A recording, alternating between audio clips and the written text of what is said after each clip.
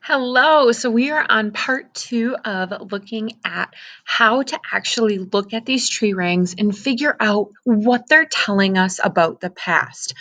So this description walks you through how to actually look at these tree rings, but I thought, sometimes you just need to hear it from somebody.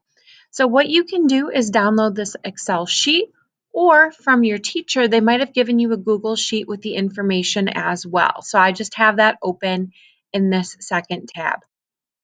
So what we're doing is we're looking at tree cores taken from this talus slope. And the cores are going to be collected in 2002. So that means that the last complete ring is 2001 with that late and early growth.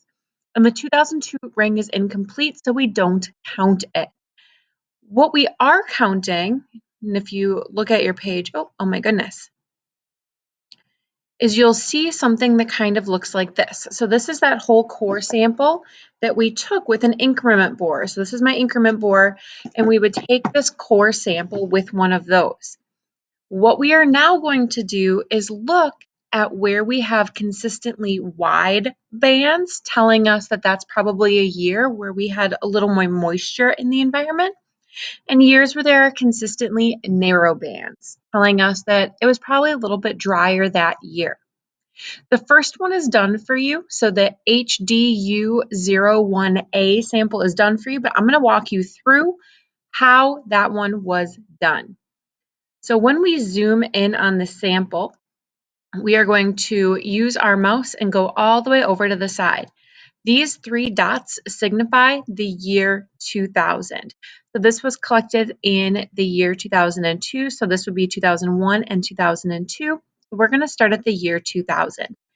This dot would be 1990, and this dot would be 1980. We're going to look at 20 years at a time. As I'm looking at my sample, I'm going to look for rings that are consistently wider than all of the rest of the rings. So as I'm looking at this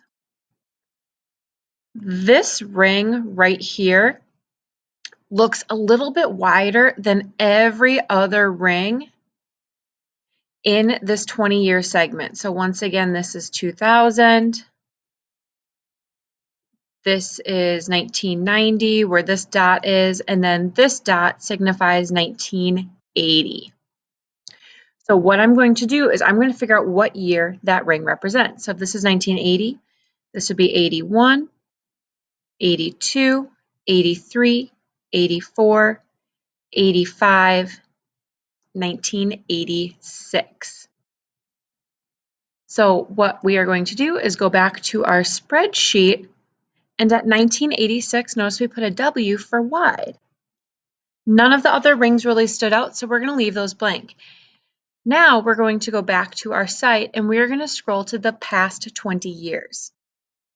All right, so I got everything erased, and we are going to scroll back once again. So now we notice we have a little bit more variation in some of our rings.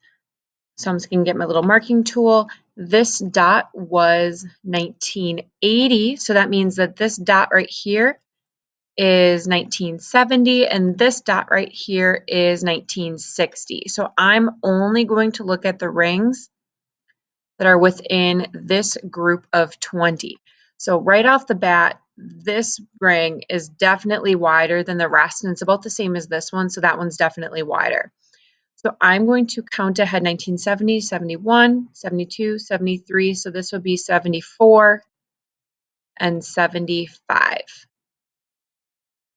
If I flip back to my spreadsheet, I see, oh, yep, absolutely. They marked those two as those wider bands. So we were right with that one. And I would recommend doing the first one and then double checking with the one that's already done to make sure that you have the hang of everything. So once we flip back, now I notice that this little guy right there is pretty narrow. So I'm going to count in on where he is. So we got 1, 2, 3, 4, 5. So 1965, let's go back and check. Yep, 1965, that was a narrow year. And if we look back as well, they said 1963, if we're looking at just the 60s, was a little bit of a wetter year. So we're going to mark that one as a W. Okay. Even if you want to work in 10-year increments, that would be fine as well. So I would also mark 1961 as a wide year as well. And if we look back on our sheet, they did that too. And that's how we're looking at these different tree rings. So what you're going to see as we go through these, when we're comparing these samples, we should see some patterns in wide bands and narrow bands between all of the different trees. Also note things such as cracks.